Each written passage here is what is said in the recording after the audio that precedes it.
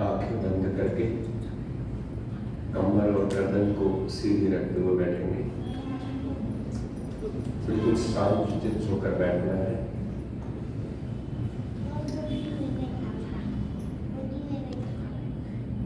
कोई भी व्यक्ति बातचीत नहीं करेगा, बिल्कुल शांत चित्त होकर बैठना है। Pin drop silent.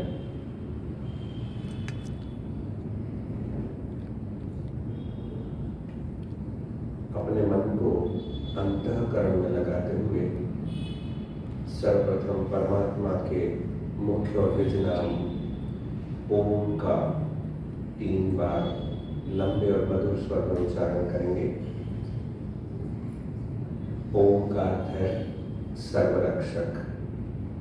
मन में ये भावना बनी रहेगी, सर्वरक्षक प्रभु सदैव सब प्रकार से हमारी रक्षा कर रहा है। ऐसी अनुभूति बना करके सर्वरक्षक ओम का 3 बार मधुर स्वर में उच्चारण करेंगे। पहले सांस को अंदर ले लेंगे और सांस को बाहर निकालते हुए सर्वरक्षक ओम का मधुर उच्चारण।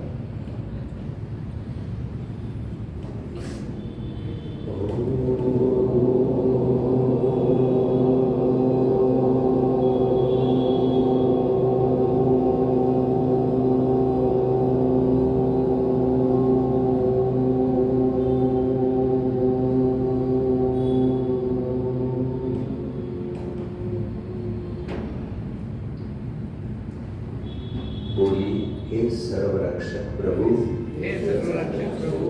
आप सदैव सब प्रकार से हमारी रक्षा कर रहे हैं। पुनः एक बार श्वास को भर लेंगे।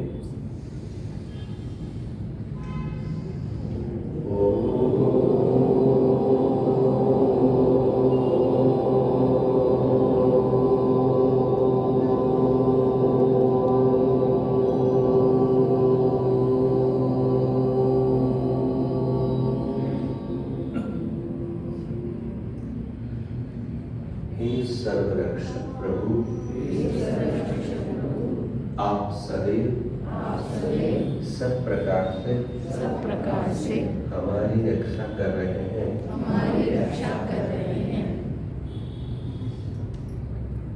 पुनः एक बार सांस को भर लेंगे।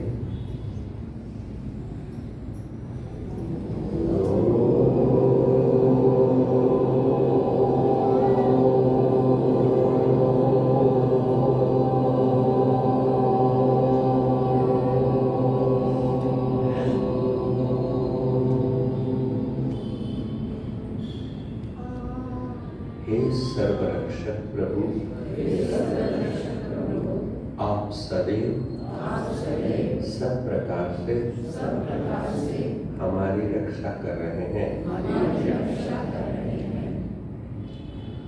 ओम शांति शांति शांति।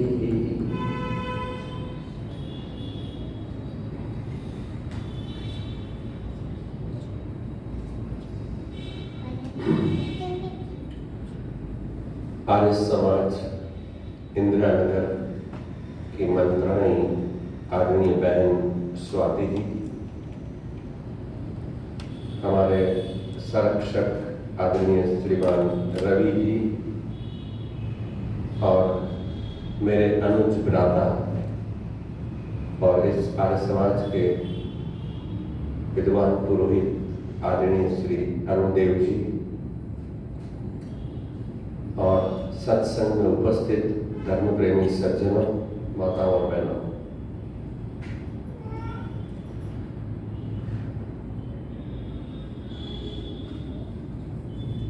आप सब लोग यहाँ पधारे हैं सत्संग के लिए।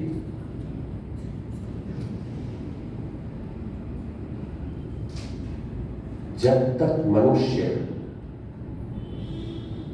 दुष्ट कर्मों से विमुख होकर अपने मन को शांत और पुरुषार्थी नहीं बनाता, तब तक वो चाहे कितना भी पढ़ ले सुन ले, उसकी उन्नति नहीं होती। क्या कहा मैंने? दोहरा दो। जब तक मनुष्य अपने मन को, अंतःकरण को शुद्ध पवित्र नहीं कर ले और अपनी आत्मा को पुरुषार्थ ही नहीं बनाए, तब तक वो चाहे कितना भी पढ़ ले सुन ले, चाहे पीएचडी हो जाए, वेदांतकार हो जाए, उसकी आंतरिक शांति, उसको सुख नहीं मिलता, वो उन्नति नहीं कर सकता। आगे बात पकड़ो। दुष्ट कर्मों से विमुख हुए बिना व्यक्ति की उन्नति नहीं होती। हम बोलते हैं पहला ही बनकर, विश्वानी देव सवितर दुरितानि परासु, मेरे दुर्गुण। और बाद में कहा, यद भद्रम तन्न आसु। जब दुर्गुण जाएंगे तो सद्गुण आएंगे, दुर्गुण जाएंगे नहीं तो सद्गुण नहीं आएंगे। अभी आप सुन रहे थे, हमारे अनुज राधा बता रहे थे भजन, ये मनुष्य जीवन मिला है, किस लिए मिला है? मनुष्य जीवन का लक्ष्य, गोल, ऑब्जेक्ट, उद्देश्य क्या है? खाना पीना, घूमना फिरना। मनुष्य जीवन का लक्ष्य क्या है? पता ही नहीं लोगों को, पता ही नहीं है लोगों को। ये दो चार गिने चुने लोग जो हमारे शिविरों में आ गए, उनको छोड़ दीजिए। अरुण जी ने तो बड़ा लाभ लिया, मैंने देखा। स्वामी सत्यपति जी उनकी उंगली पकड़ पकड़ ले जाते थे, बड़ा स्नेह था। स्वामी सत्यपति जी का नाम सुना? मेरे दादा गुरु जी के गुरु जी। और अरुण जी उस समय ब्रह्मचारी थे, इनके पीछे बहुत पड़े, लेकिन गृहस्थ सफल हो गया। क्यों नहीं? सही बात। बड़ा स्नेह था स्वामी सत्यपति जी का इनके प्रति, उनको पास में बिठा देते मुझे।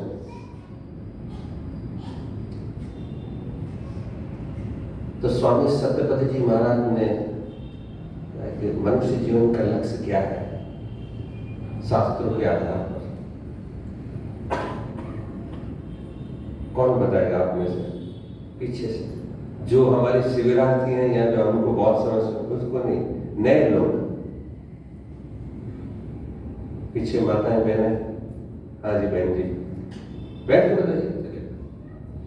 दुख को दूर करना और मोक्ष को प्राप्त। आप कहीं भी सुन लिया है रोजड़ वालों को, पेपर आउट हो गया। मनुष्य जीवन का लक्ष्य है संपूर्ण दुखों से मुक्त होकर पूर्ण स्थायी नितांत सुख को प्राप्त करना। और वो सुख का कैसे मिलेगा? वो कैसे मिलेगा? लक्ष्य तो बता दिया, वे संपूर्ण दुखों से छूटना और पूर्ण स्थायी नितांत सुख को प्राप्त करना। लेकिन वो कैसे मिलेगा? अच्छे कपड़े पहनने से, अच्छा खाना खाने से, अच्छे मकान में रहने से, अच्छी गाड़ियों में घूमने से कैसे मिलेगा? अच्छे कर्म, श्रेष्ठ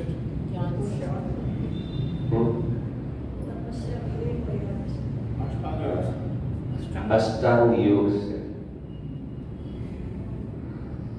मनुष्य जीवन का लक्ष्य है संपूर्ण दुखों से छूटना, लेकिन उसके लिए आवश्यक है ईश्वर का साक्षात्कार करना, ईश्वर की अनुभूति करना। ईश्वर का सानिध्य प्राप्त करने से ही व्यक्ति जन्म मरण के बंधन से छूट जाता है और वो मुक्ति को प्राप्त करता है। बोलना बहुत आसान है, लेकिन उसके लिए 16 कदम चढ़ने पड़ते। कितने? 16 कदम चढ़ते हैं तब ईश्वर की प्राप्ति होती है। अब मैं आपको एक कदम के बारे में बताने बैठूं ना तो एक सेशन पूरा नहीं होगा, लेकिन आपको गिनवा तो दो कम से कम 16 कदम है।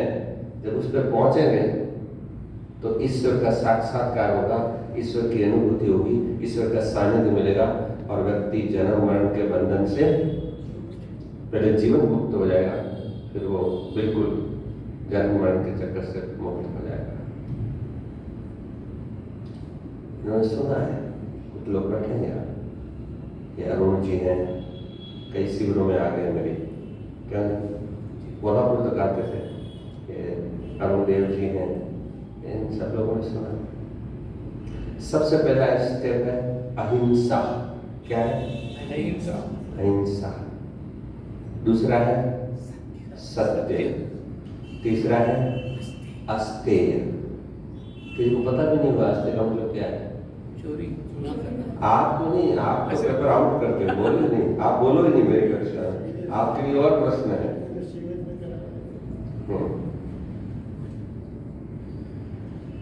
हाँ, प्रार्थना जी, अस्तेय का मतलब क्या होता है पता है? नहीं पता है? अहिंसा, सत्य, अस्तेय और ब्रह्मचर्य चौथा, और पांचवा अपरिग्रह। उसका मतलब पता नहीं होगा अपरिग्रह क्या होता है?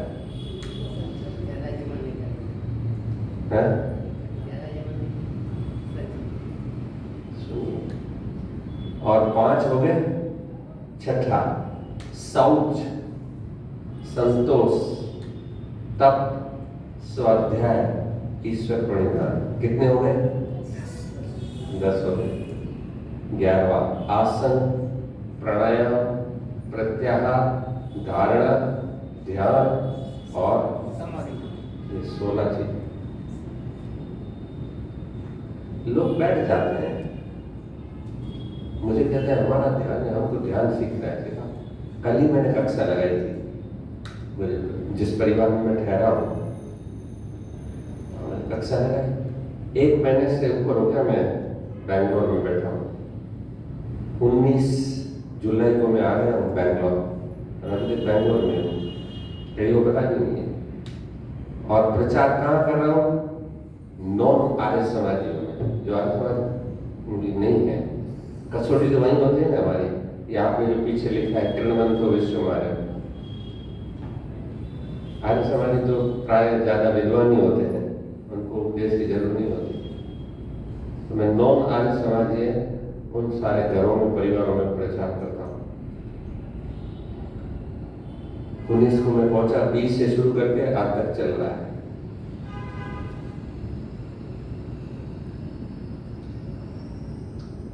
तो कहने का तात्पर्य क्या है?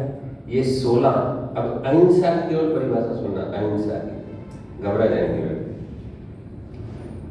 योग दर्शन में महर्षि व्यास जी ने उसकी परिभाषा लिखी है, लगभग वही शब्द मिलेंगे आपको। समस्त कालों में, समस्त प्राणियों के साथ, समस्त कालों में, समस्त प्राणियों के साथ मन, वाणी और शरीर से वैर भाव छोड़ देने का नाम अहिंसा। बोलने में पता है, किसी से भी किसी भी समय तक वैर भाव नहीं रह सकते। ईश्वर प्राप्ति करनी है तो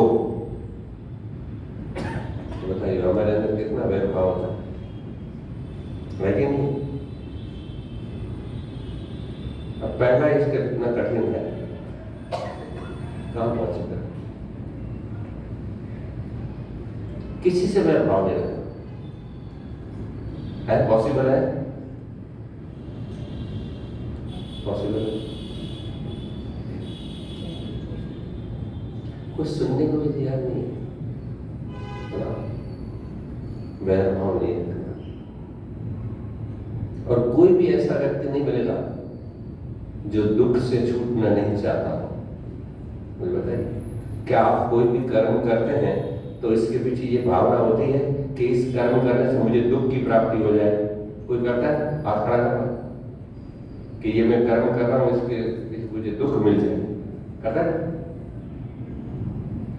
प्रत्येक प्राणी प्रतिदिन प्रति क्षण जो भी कर्म करता है उसके पीछे उसकी भावना यही होती है कि दुखों से छूट जाऊं और सुख की प्राप्ति।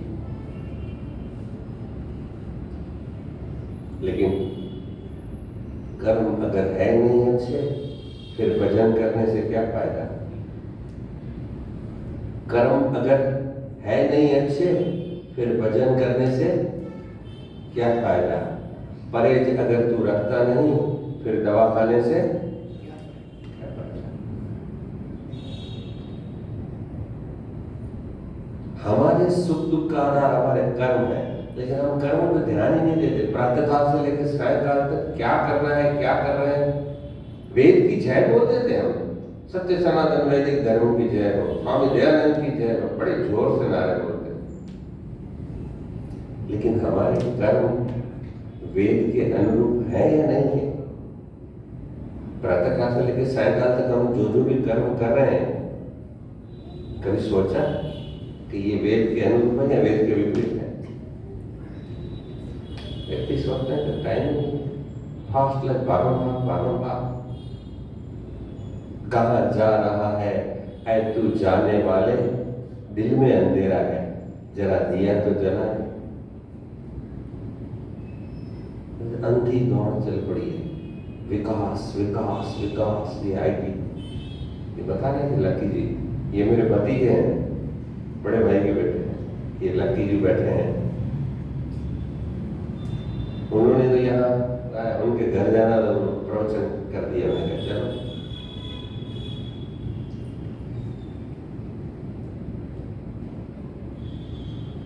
कहाँ जा रहे हैं? सही नहीं। ये आईटी का पार्क बताया मुझे, कई लोगों ने बताया, लकी जी ने पहले। ये बड़ा हब है आईटी का, और ये सबसे महंगा शहर है, ये है वो है, इसकी विशेषता। और 1,40,00,000 पॉपुलेशन है, वो गजब की पॉपुलेशन। मैंने सर्च किया गूगल पे, हैदराबाद की नहीं है, चेन्नई की नहीं है, चेन्नई की 80 लाख है, और बैंगलोर आईटी का। मैं विकास का विरोधी नहीं हूँ, विकास होना चाहिए, टेक्नोलॉजी का विरोधी नहीं हूँ, तो वेद का विरोध हो जाएगा। लेकिन ऐसा विकास किस काम का जो विवेकी हो। प्रत्येक विवेकहीन विकास अंधा विकास है। मनुष्य जीवन का लक्ष्य छोड़कर जितने भी विकास है वो अंधा विकास है। Any how earn money and enjoy, any how earn money and enjoy. बस किसी भी तरह धन को इकट्ठा करो और भोगों को, ये अनर्थकारी है। वेद मना नहीं करता पैसा कमाने का, कहीं विरोध नहीं है वेद में, लेकिन सब कुछ छोड़ करके अनर्थ करके आप पैसा कमाएंगे वो जीवन क्या था? आज का व्यक्ति अपनी सफलता की कीमत अंत में हॉस्पिटल, डॉक्टर और दवाइयों को चुकते करता है। आप उसको सफल कहते हैं, ये मोटिवेशन वाला। एक व्यक्ति सामान्य था, करोड़पति अरबपति बन गया बैंगलोर में जाके, बहुत पैसा कमा लिया उसने, लेकिन शरीर खोखला है। आप उसको बुद्धिमान कहेंगे? क्या लिखा स्वामी दयानंद ने?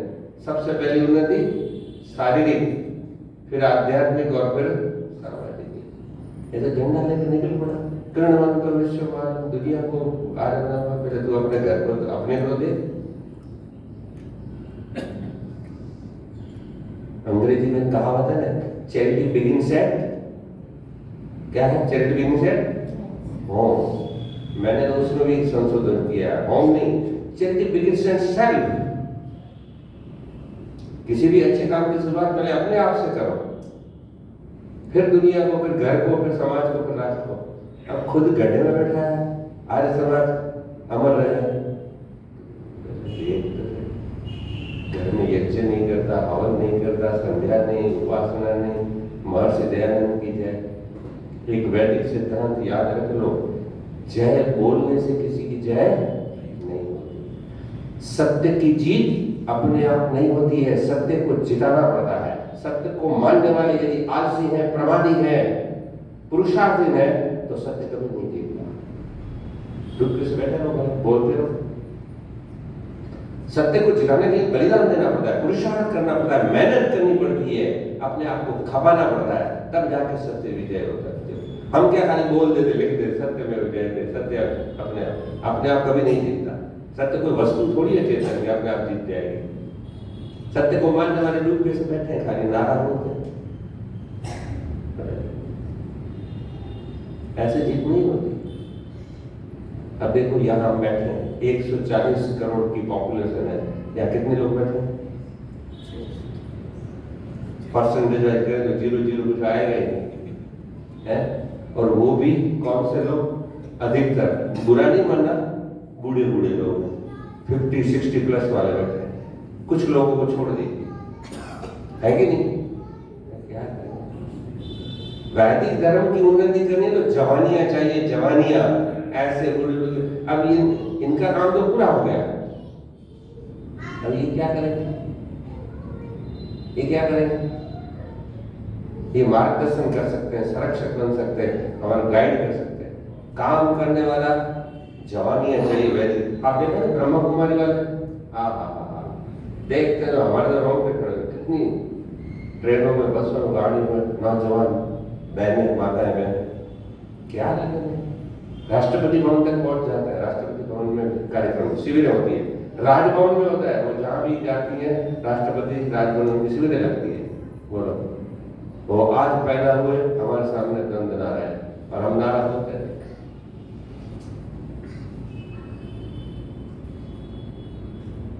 हम क्या मानते हैं? बाजार में चीजें मिलती है, आपने देखा होगा, पैकिंग चीज होती है ना, और कंपनी इसमें ऐसे राइट का चिन्ह लगाती है और लिखा होता है टेस्टेड, ओके। पता है, देखा ना, कंपनी कोई भी आप नया खरीदेंगे, कुकर हो या कोई भी लाइटर, तो ऐसे राइट का चिन्ह लगाती है कंपनी और लिखा होता है टेस्टेड, ओके। बस हम अपने आप को टेस्टेड, ओके मानते हैं, इसलिए उन्नति नहीं होती। जो व्यक्ति अपने आप को ओके, टेस्टेड मान लेता है, उसकी उन्नति नहीं होती। यही सबसे हमारे, हम तो आज समय, हम तो करना धरना कुछ नहीं है। इसलिए तो ये विकास हो गया। मैं पूछता हूँ, ये लकी जी इसमें हमारे टेक्नोलॉजी में सब बड़े 20 साल से बैंगलोर में रहे हैं। ये छोटे से तब से मेरे घर में पानी पीते, जैसे हमारी माता जी, उनकी दादी माँ डालती थी, ऐसे क्रिकेट खेलते खेलते मिट्टी वाले जैसे जैसे हाथ मटके में डाल के पी के दौड़ के भाग जाते थे। बोले पकड़ो इसको, ये तो करते थे। तब से मैं जानता हूँ उनको, बिल्कुल छोटे थे। इनकी बहन भी, रेशमा जी भी। और ये लोग पौराणिक थे, बिल्कुल घोर पौराणिक थे। इनकी माता जी तो हमारा बहुत विरोध करती थी, हमारी भाभी जी। मैं पूछता हूँ, ये इतनी बड़ी टेक्नोलॉजी है, आईटी क्षेत्र है ये, क्या ये इतनी टेक्नोलॉजी, आईटी क्षेत्र एक गेहूं का दाना पैदा कर सकती है? एक गेहूं का दाना पैदा कर सकती है? कर सकती है? आप कितनी टेक्नोलॉजी लगा, जो मनुष्य जीवन की आवश्यक चीज है, देखना ये सारे समुद्र में जाएंगे जितने लोग। आपने इनको बिठा दीजिए, प्लीज, डिस्टर्ब हो रहा है बच्चों को।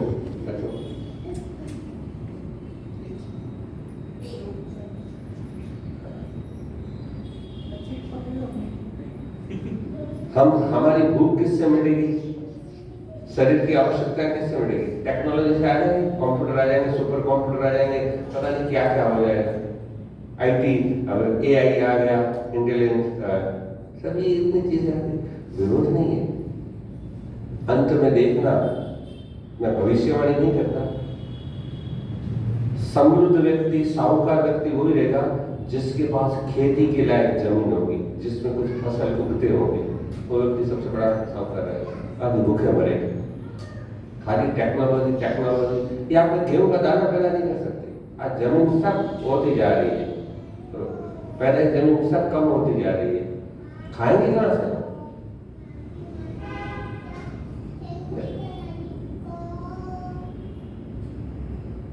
तो प्रत्येक विवेकहीन विकास अंधा विकास है, और जिसके लिए विकास होता है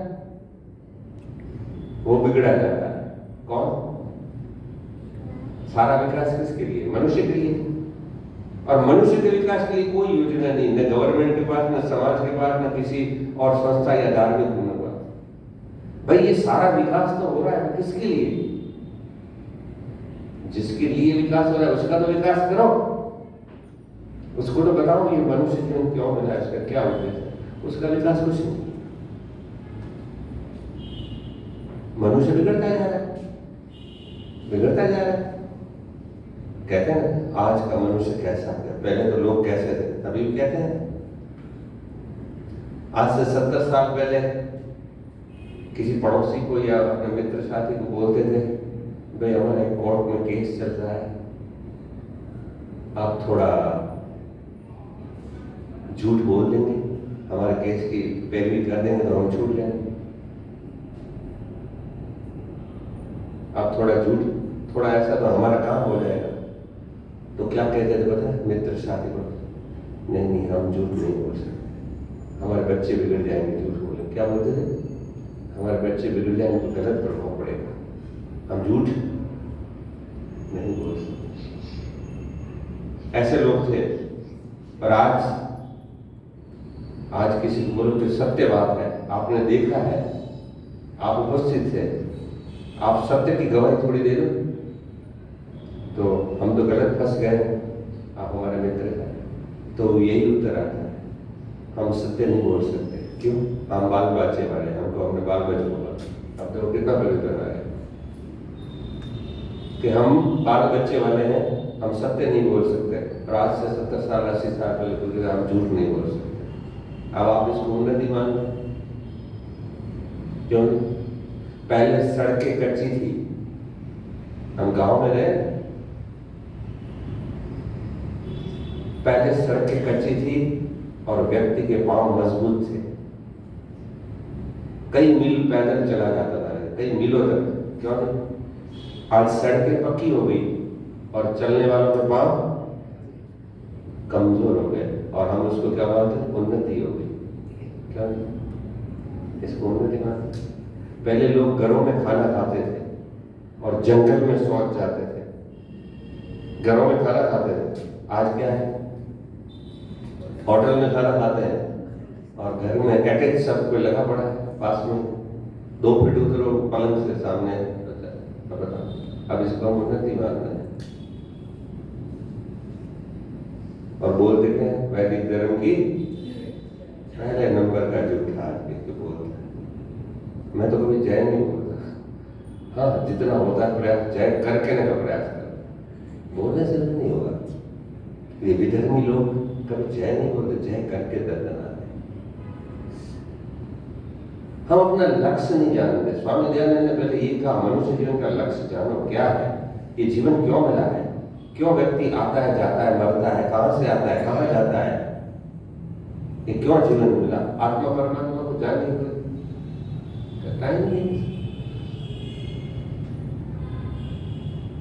अपने अस्तित्व का बोध है ही नहीं व्यक्ति को। मैं कौन हूं, कहां जा रहा हूं, बस अपने आप को आपा मान लेता है। मिरर में देख के आईने में, मैं पत्नी हूं, मैं भाई हूं, मैं चाचा हूं, मैं देवर हूं, मैं बहन हूं, ये भाई हूं, बस इसको आपा मान के 60, 70, 80 साल में समाप्त।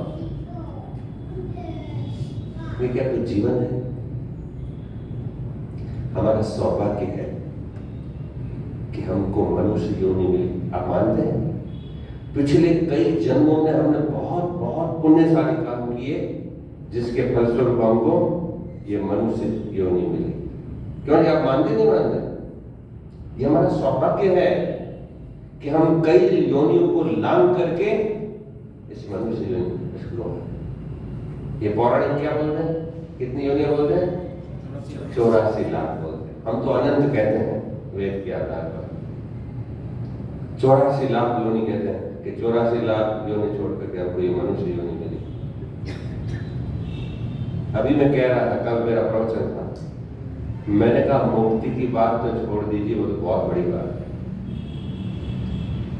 आज का मनुष्य फिर से मनुष्य बन जाए, ऐसे कर्म मुझे तो नहीं दिख, जैसे हमने शास्त्र पढ़े हैं रोजड़ में, दर्शन को पढ़ा,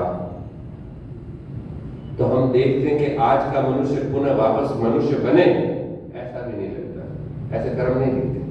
बताइए अब मुक्ति की बात क्या करें? और मुक्ति की बात ऐसे करता है जैसे कोई बस खड़ी हो ना कि चलो चलो ये जा रही बस बैठ जाओ, ऐसे मुक्ति की बात करते हैं।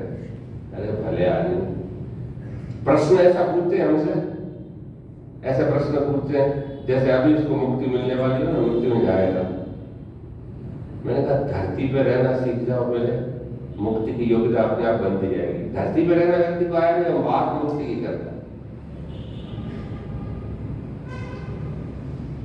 और बताइए क्या स्थिति है हमारी। ये मनुष्य जीवन हमको मिला, कितना सौभाग्य है। हमने कई पुण्य कर्म किए, आज हम ये छोड़ देंगे कोई अच्छा कर, तो ये कुत्ते बिल्ली घोड़े गद्दे ये मच्छर सब घूम रहे हैं, यही हमारे भाई है। ये भी ऐसी ही आत्मा है। ये कल किधर थे, आज उधर पहुंच गए, वो उधर आए, हम भी उधर चले जाएंगे, ऐसे ही खा पी के चले जाएंगे, कुछ नहीं होगा। मैं आपको बताता हूँ एक उदाहरण। कल्पना कर लो, हम पौराणिक को मान लेते हैं, एक 84 लाख योनि है, हम तो कहते हैं अनंत है योनि। कल्पना कर लो 84 लाख। भारत सरकार में सबसे बड़ा पद कौन सा होता है? सरकारी पद नहीं, वो तो राजकीय पद। सरकारी पद सबसे बड़ा कौन सा होता है भारत सरकार में? गवर्नमेंट ऑफ इंडिया जो दिल्ली में बैठती है, उसमें सबसे बड़ा पद कौन सा होता है? कौन सा सेक्रेटरी? सेक्रेटरी तो बहुत है, कैबिनेट सेक्रेटरी। क्या बोलते हैं? एक ही पद होता है, कैबिनेट सेक्रेटरी। कल्पना कर लो, इसकी एक रिक्रूटमेंट निकली, रिक्रूटमेंट उसकी गवर्नमेंट ने डायरेक्ट मुझे हमको एक कैबिनेट सेक्रेटरी की अपॉइंटमेंट करनी है, तो पूरे भारत से मंगाएगी अर्जियां सबकी, आवेदन में जो योग्यता हो अपनी प्रस्तुत करें। जगह एक है, तो भारत सरकार ने जब ये रिक्रूटमेंट डाली वेबसाइट पे ये सब, तो कितने अर्जदार आए, कितने कैंडिडेट्स आए पता? 84 लाख। कितने? 84 लाख एप्लीकेशन आए, आवेदन मैं नौकरी के लिए, हमको कैबिनेट सेक्रेटरी। अब 84 लाख में उनको दिमाग खराब हो गया, इनमें सिलेक्ट कैसे करें? 84 लाख में से एक व्यक्ति चुनना है, तो उनके लिए तो बढ़िया। उन्होंने सब रिसर्च किया, कैसे करना कैसे करना। पहले 84 लाख में से कुछ लोगों को चुना, फिर उसमें से कुछ सिलेक्ट किया, फिर उसमें से कुछ बनाया, फिर उसमें से कुछ, ऐसे कर करके कई महीनों तक प्रक्रिया तो करनी पड़ती है। सबसे उत्तम व्यक्ति, एक व्यक्ति को नौकरी मिलेगी। किसको? एक व्यक्ति को। अब आप विचार करो वो कितना भाग्यशाली होगा, 84 लाख को लांघ कर पूरे, वो कितना कैपेबल, कितनी योग्यता होगी उसकी, उसको नौकरी मिलेगी। विचार करो। ये मैंने आपको उदाहरण दिया कि 84 लाख लोगों को लांघ कर उस एक व्यक्ति को नौकरी मिली। तो ये हमारी योनि भी ऐसी है कि हम कई योनियों को लांघ कर आए हैं, लेकिन इसकी कीमत हम नहीं समझते। इसकी कीमत नहीं समझते। इतना सौभाग्यशाली है कि मनुष्य जीवन मिला है, लेकिन खाना पीना 70-80 साल सब ईश्वर का धन्यवाद करना चाहिए रोज कि आपने मुझे ये अच्छा मनुष्य जीवन दिया, मैं कुत्ता भी नहीं मिला। ये भी हमारा सौभाग्य है कि हम विकलांग नहीं बने, पूर्णांग हैं। क्यों जी? आप देखा मनुष्य विकलांग भी होते हैं। ये चाराना भीख मांगने वाले को कभी बोलना कि मैं 1 करोड़ रुपया देता हूं, मेरी आंख दे दे, देगा? ये भीख मांगते हैं ना 2-2, 4-4 रुपए, उसको बोला 1 आंख दे दे, देगा? ये भी हमारा सौभाग्य है कि हम पूर्णांग है, विकलांग नहीं है।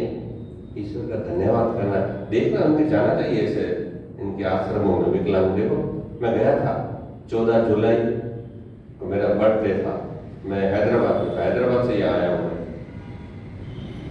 13 तारीख को मैं फ्लाइट में उतरा सायंकाल, और 14 को मेरा बर्थडे था। सुबह 2 पेड़ लगाए, शाम को 550 बच्चे थे, अंध हॉस्टल थी, पूरे बच्चे छोटे, देख नहीं सकते, आंखें नहीं, ऐसे ऐसे करते वहां भोजन दिया और परोसा में 4 घंटे रहा अंदर। क्या जीवन है उनका, देखो कितने संतुष्ट हैं बेचारे, ऐसे ऐसे चलते हैं, ऐसे ऐसे करते पड़ते हैं। तब हमको आंख की कीमत लगती है। एक दिन पट्टी बांध के बैठना गांधारी की तरह घर में एक दिन बैठना, पता लग जाएगा कि भगवान आपकी कीमत क्या है। प्रयोग करना, हमारे गुरुजी तो प्रयोग करवाते थे। आज पट्टी बांध के बैठो, ये लकी जी भी रह के गए 8-10 मिनट, ये भी काफी समय रह गए। प्रैक्टिकल होता था हमारे यहाँ, पट्टी बांध करो आज, तो आंख की कीमत पता लगेगी ईश्वर ने कितनी की। छोटी सी आंख है, सारे संसार को देख लेती है। आप कहीं भी स्विट्जरलैंड घूमने जाओ, कश्मीर जाओ, उधर जाओ, आंख नहीं होती तो ये हमारा सौभाग्य है। ईश्वर का धन्यवाद करना चाहिए, देखो तूने हमको ये सब दिया। हमारा कीमत नहीं है सब, ये भी हमारा सौभाग्य है कि हम भारत देश में पैदा हुए, जहां वैदिक संस्कृति सभ्यता जीवित है। कहीं अफ्रीका में मिल जाता तो जन्म, मनुष्य तो बन गए। अफ्रीका के जंगलों में देखा कैसे बेचारा जीवन जी रहे हैं। ये भी हमारा सौभाग्य है, क्यों है कि नहीं? अच्छे माता पिता मिल गए, अच्छी नौकरी मिल गई, अच्छा पैसा मिल गया, अच्छा पढ़ लिख लिया, अच्छी पत्नी मिल गई, अच्छा पति मिल गया। इतने सारे सौभाग्यों के होते हुए भी यदि मनुष्य का अंतःकरण मलिन है, मैंने पहले कहा दुष्ट कर्मों से युक्त है, तो उसको शांति नहीं। हम अपने सौभाग्य को खो रहे हैं। इतना सौभाग्य मिला है क्या जी?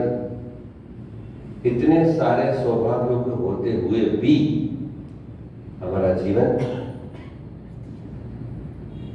कहां जा रहा है?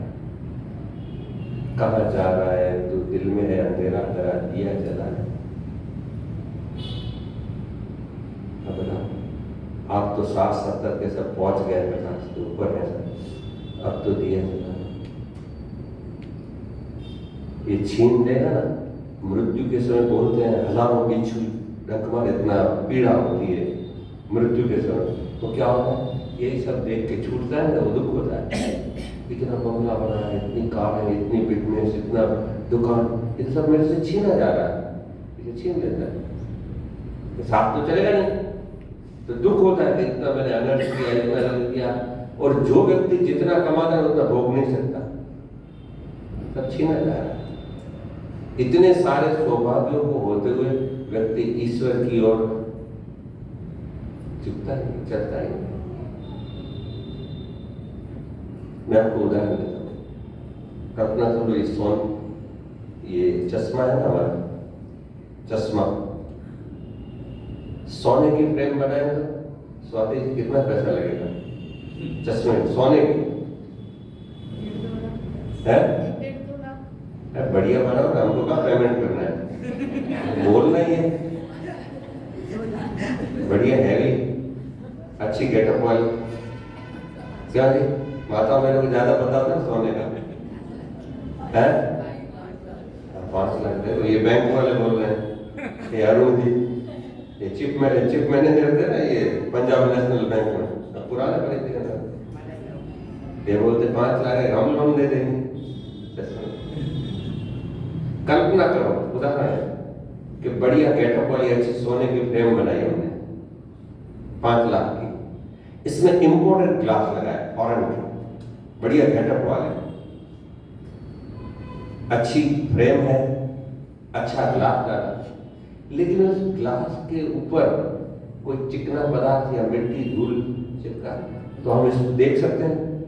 कितना बढ़िया चश्मा है, सोने की फ्रेम है, इंपोर्टेड ग्लास है, लेकिन ऊपर धूल मिट्टी चिकना पदार्थ लगा है, तो देख सकता है। ठीक हमारा भी ऐसा ही, हमारा भी ऐसा ही।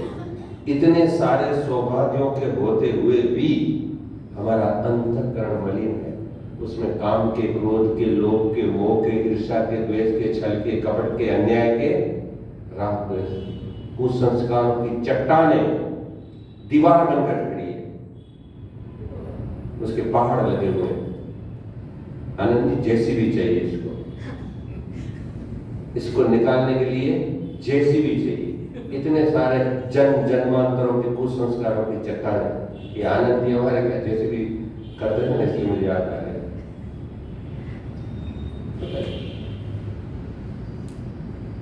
तो बस मेरा समय समाप्त हो रहा है। स्वाति जी की घंटी बज गई खतरे की। मंत्री जी आगे पीछे होता है तो बेचारा उपदेश से सावधान हो जाता है, वो क्या खतरे की घंटी बज जाती है। तो समय अनुकूल कुछ बातें मेरे का सौभाग्य मिला आज मुझे आप सब लोगों के बीच में। मैं 1 महीने से ज़्यादा हो गया बेंगलोर में प्रचार कर रहा हूँ, तो आज हमारे भतीजे लक्की जी ने ये आयोजन किया, आप लोगों ने शांति से सुना।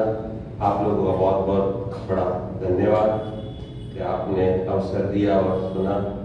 मैं ईश्वर से मंगल प्रार्थना करता हूँ कि आपका जीवन वैदिक के अनुकूल हो और वेद के अनुसार अपने जीवन के लक्ष्य को जानकर इस ओर हम अग्रसर हों और स्वामी दयानंद के सपनों का आशीर्वाद हम बनाएं। इतना कहते मैं अपनी वाणी को विराम देता हूँ। ओम शांति। और एक परिचय कराना चाहता हूँ, मेरी बेटी यहाँ रहती है और मेरे दामाद आज आए हैं। 1 मिनट आइए, नमस्ते, परिचय करवा दो। उन्होंने कहा था हम परिचय, आइए आगे आ जाइए यार।